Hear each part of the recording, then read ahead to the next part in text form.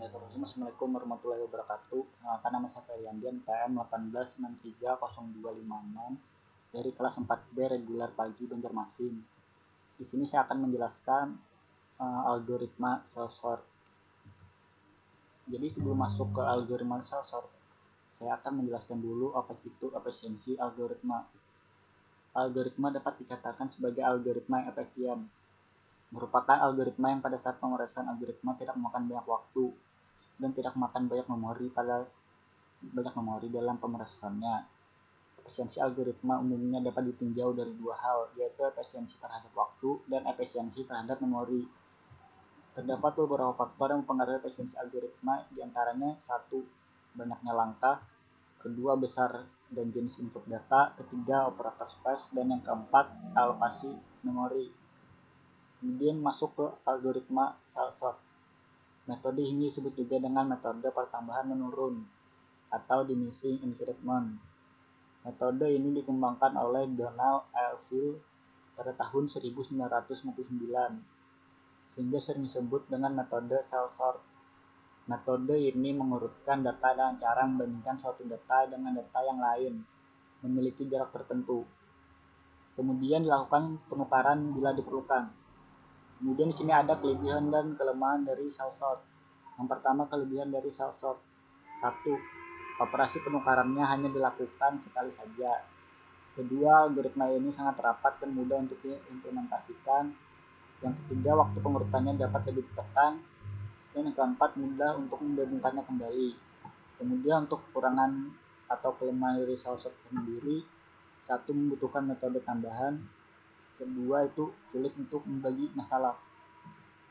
Kemudian kita lanjut ke cara kerja dari cell sort. Untuk melakukan pengurutan, kita mengurutkan setiap k elemen dengan metode pengurutan sisip. Misalnya kita urutkan setiap 5 elemen k, atau yang kita namakan juga dengan step atau increment. Selanjutnya kita gunakan nilai step yang lebih kecil, misalnya k sama dengan 3. Lalu kita urut setiap 3 elemen, begitu seterusnya sampai nilai elemen k sama dengan 1.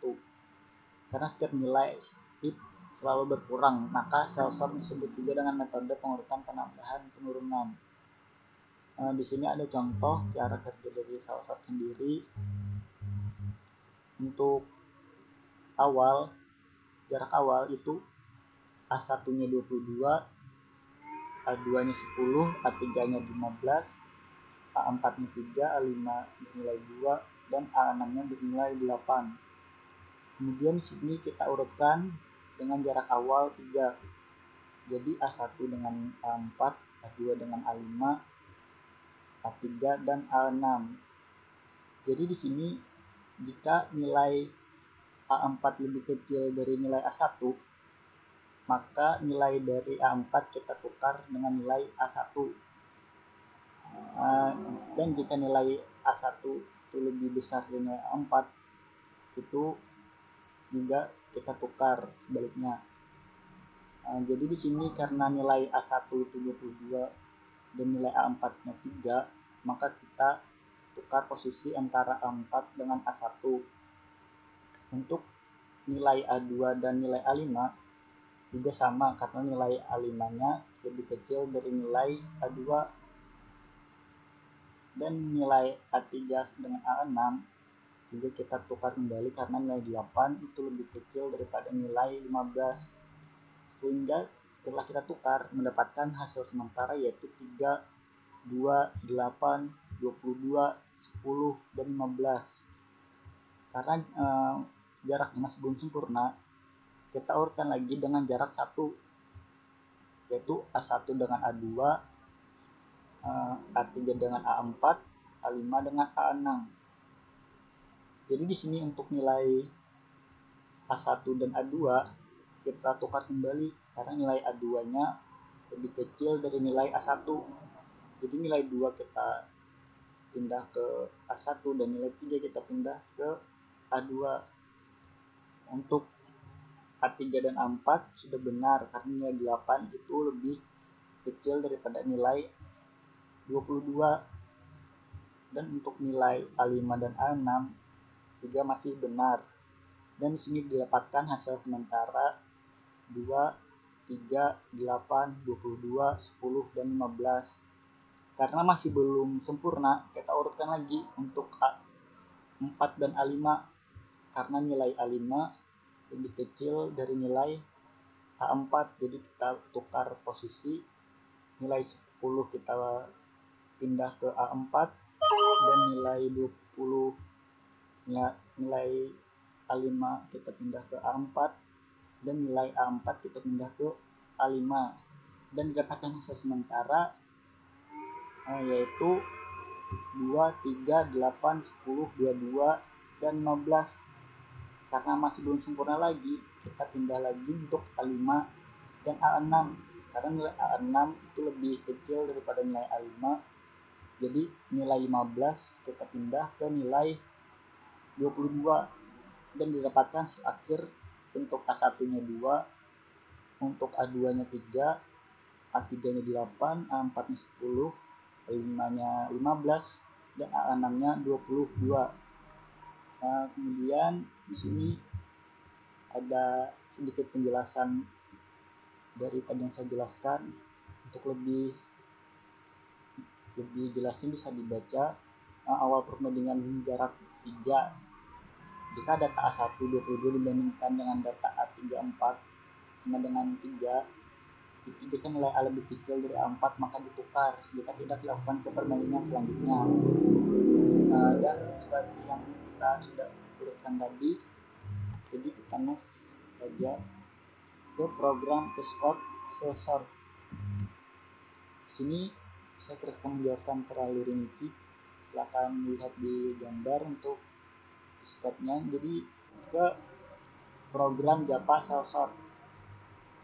Untuk lebih jelasnya, sini kita langsung saja ke aplikasi NetBeans. Di sini saya sudah membuat salah satu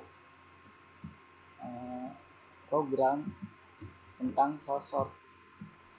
Jadi langsung saja di sini scanner in atau scanner system in. Jadi di sini untuk berfungsi untuk menginput data. Kemudian sistem out print, masukkan jumlah data ini masuk ke menu penginputan data. Dan in data sama dengan new in, next in itu adalah menerima inputan bilangan bulat.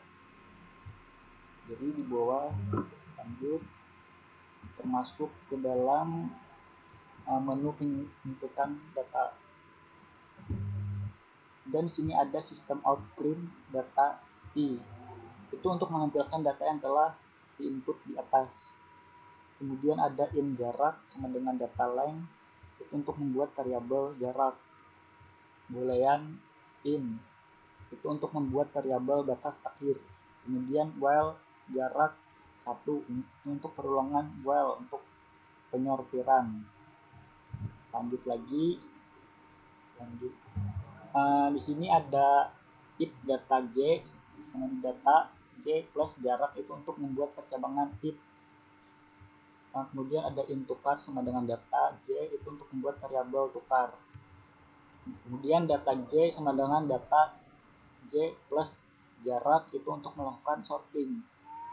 Dan di sini ada sistem out print data setelah diurutkan itu untuk menampilkan hasil akhir dari data yang sudah diurutkan di atas. Kemudian untuk outputnya di sini saya sudah membuat, yaitu masukkan jumlah data.